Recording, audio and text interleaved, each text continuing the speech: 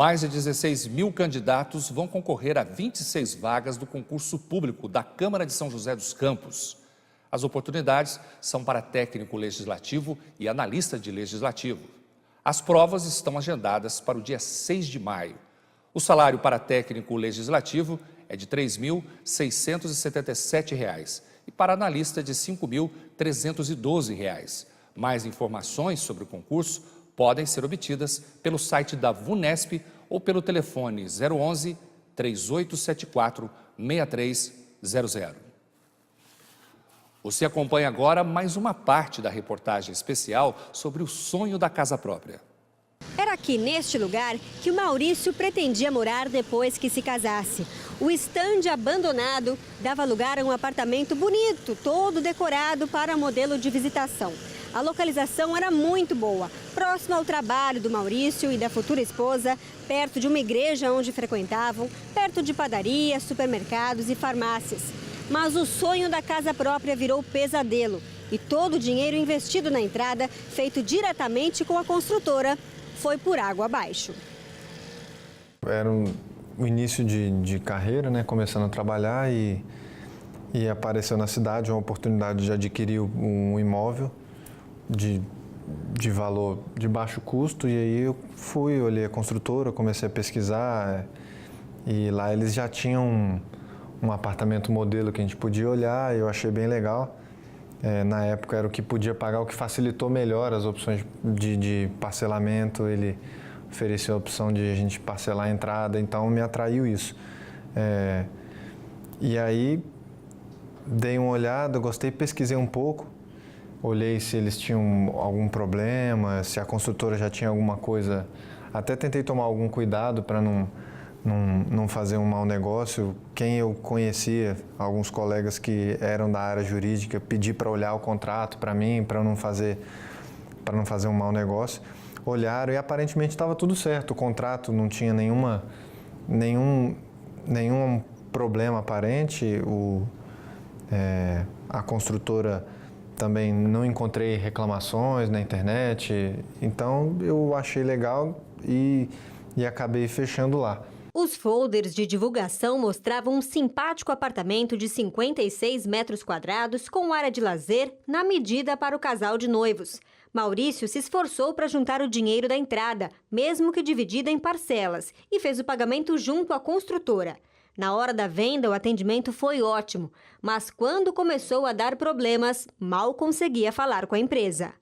Na época, na cidade tinham 2, 3 empreendimentos ali, mais ou menos equivalentes em termos de valor e do que o condomínio oferecia,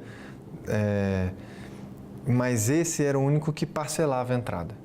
E aí eu comecei a pagar, fiz um plano de... antes da entrada ele tem várias taxas, uns valores mais altos. De documentação. Entra um valor para a construtora, entra valor para as pessoas que vendem o apartamento, né? Para os corretores, para os agentes. E aí paguei esses valores, que eram parcelas mais altas, e depois financiei a entrada, o valor todo da entrada. Na época, um total de 16 mil, mais ou menos. E comecei a pagar as parcelas. E na época, quando eu fiz o negócio, eles deixaram algumas datas para o empreendimento começar a andar. Tempo da limpeza do terreno, quando iam começar a fazer algumas coisas do condomínio. E como morava perto, tinha como dar uma olhada e ver como estava o andamento da obra. E não andou, nada andava, era muito enrolado, o contato com os corretores foi muito fácil na hora de fazer. Depois começou a ser complicado para tirar dúvida, não tinha dúvida. Aí em São Paulo, a sede é em Barueri, em São Paulo. É muito difícil falar com eles, muito difícil ser atendido. E aí comecei a reparar que começou a atrasar, contato difícil, a obra não começou a andar e eu comecei a ficar preocupado. Quando viu que o tempo foi passando e a obra não começava, Maurício desistiu da compra. Você fica preso muito tempo, porque você já começou, você pagou um valor, você fica com medo de de entrar, fazer ação, a gente tem medo de ser lesado de alguma maneira, então eu fiquei nesse dilema de vou parar, não vou parar, tenho contrato, vou pagar multa, e nesse meio tempo você continua pagando parcela, até que eu estipulei, se eu pagar a entrada e não andar nada, não acontecer nada da obra, eu vou sair. E aí, realmente não tinha acontecido nada, a obra não andou, todo o pessoal da construtora que estava na cidade divulgando o empreendimento já tinha vendido tudo, os corretores já tinham ido embora, não tinha mais nada e eu parei. Rescindi o contrato, não precisei pagar a multa porque fui lá, aleguei.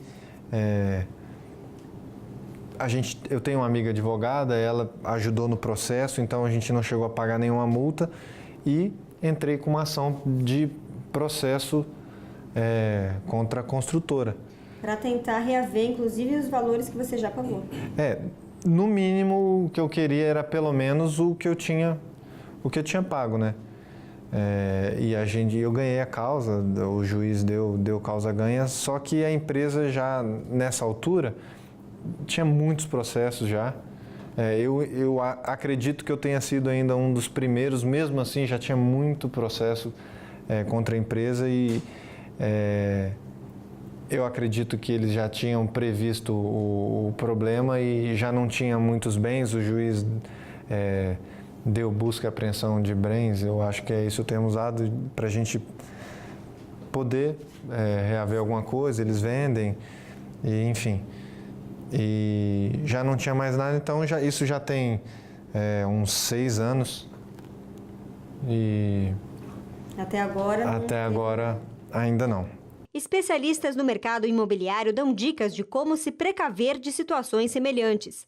Mas no primeiro momento ele tem que saber se existe uma incorporação efetivamente registrada. Um comprador ele nunca deve chegar num stand, seja para comprar uma unidade na planta, até mesmo um lote em condomínio, ele nunca pode chegar num stand e simplesmente acreditar no corretor de que esse prédio vai sair, esse loteamento vai sair. É importante que ele vá até o cartório do registro de imóveis, né, ou principalmente que ele peça para aquele empreendedor a matrícula.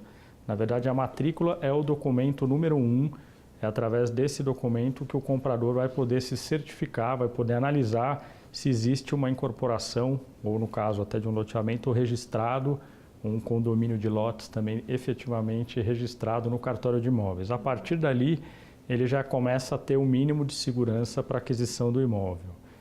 Outro passo importante, que aí é uma pesquisa que hoje em dia acaba sendo muito mais fácil de se fazer por conta da internet, é pesquisar a idoneidade desse empreendedor. Antigamente era difícil porque a gente tinha que buscar em cada cartório, em cada distribuidor tal, e pedir as certidões específicas desse empreendedor. Hoje em dia não. Hoje em dia você pode simplesmente colocando o nome desse empreendedor no Google, em qualquer ferramenta de busca, você já vai descobrir que obras que ele está fazendo, se tem alguma reclamação contra ele, tem sites do consumidor específicos que você pode consultar isso. E pelo menos você já tem um perfil desse empreendedor. Uma outra solução que é muito melhor e também não custa caro, antes dele fazer a aquisição efetivamente, é ele solicitar as certidões desse empreendedor. Como é que ele pode fazer isso? Ele pode, desde contratar um simples despachante que vai lá e puxa certidões de protesto, certidões de ações cíveis, trabalhistas, basicamente essas, ele já vai ter um panorama efetivo de qual é o quadro e qual é o cenário em que aquele empreendedor se encontra. Esse é um ponto muito positivo. Outra coisa que é importante é ele checar também, muitas vezes, né, em determinada cidade, em determinado município, esse empreendedor não fez uma obra só, ele fez outras obras. Então, acho que não custa nada ele acompanhar o andamento dessas outras obras, verificar o padrão, verificar se a mão de obra que está trabalhando está efetivamente nos terrenos ali, puxar um pouco mais de informações. Isso é uma coisa informal que é muito fácil de se fazer. Isso já vai dar uma certa tranquilidade para ele de que aquele contrato, né, que aquela incorporação registrada tem, por outro lado, não só a segurança do registro, mas tem também uma segurança, vamos dizer assim, da sociedade, porque ele está vendo que os empreendimentos estão sendo levantados, os padrões de construção são bons isso também já dá para ele algum alento, né? Existe uma outra coisa que é muito interessante também, que está à disposição do próprio adquirente. No momento em que ele firmar o contrato, o compromisso de compra e venda, ele pode registrar esse compromisso na matrícula do imóvel. Por que isso é importante? Entendeu? Primeiro, porque isso vai conferir para ele o que a gente chama de um direito real, que significa que ele não tem só uma obrigação de pagar ou de receber aquela unidade, ele já coloca praticamente a mão na fração ideal que corresponde à futura unidade dele.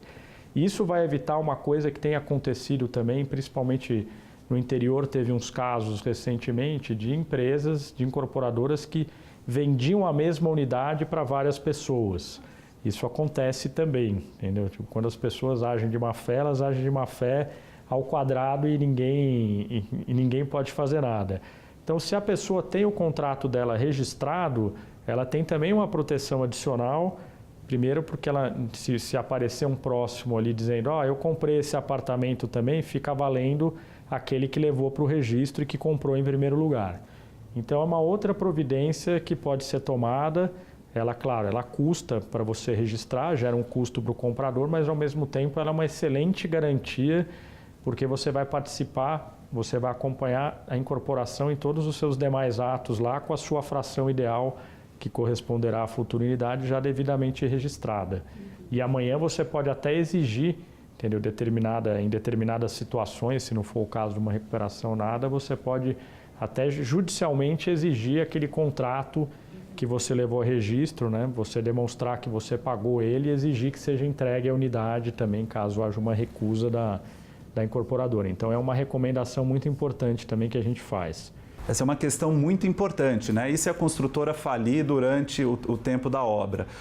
Desde 97 já é instituído juridicamente nos contratos de crédito imobiliário e de compra na planta a figura do patrimônio de afetação, que é uma forma que você tem de garantir que aquele empreendimento especificamente ele não vai ser arrolado junto com as dívidas ou os outros bens que a construtora tenha caso ela venha a falir. Isso de todo não resolve o problema, mas é uma garantia de que pelo menos aquele empreendimento ele não vai ser usado para pagar dívida trabalhista, por exemplo. Agora, de qualquer maneira, é importante consultar o histórico da construtora, saber se aquele empreendimento especificamente está registrado no cartório para poder ser incorporado e construído, antes de tomar a decisão aí de comprar um imóvel de quem você não conhece e correr um risco grande que é se essa construtora falir. Mas mesmo com cuidado, pesquisa e opiniões de advogados e consultores financeiros, Maurício não conseguiu se livrar dessa fria e teve que abrir um processo contra a construtora. Mas teve o cuidado de rescindir o contrato direitinho, para ele não ser lesado depois, como alerta o especialista. Então, se você comprou um imóvel na planta, né, como é o caso, e a construtora faliu e a obra não seguiu adiante, então a primeira coisa que tem que fazer é procura um advogado e ingresse com uma ação aí por perdas e danos para tentar recuperar o que você pagou. Sem seguir as vias judiciais, você corre o risco de não receber esse dinheiro e ainda pior do que isso. No caso que você citou, a pessoa deixou de pagar para a construtora. Eventualmente, a construtora pode questionar que ele descumpriu o contrato. Então é importante ter assessoria jurídica para não correr nenhum tipo de risco. Cursos oferecidos gratuitamente na região. E veja também a transferência de venezuelanos para outro estado. O repórter setorial volta depois do intervalo.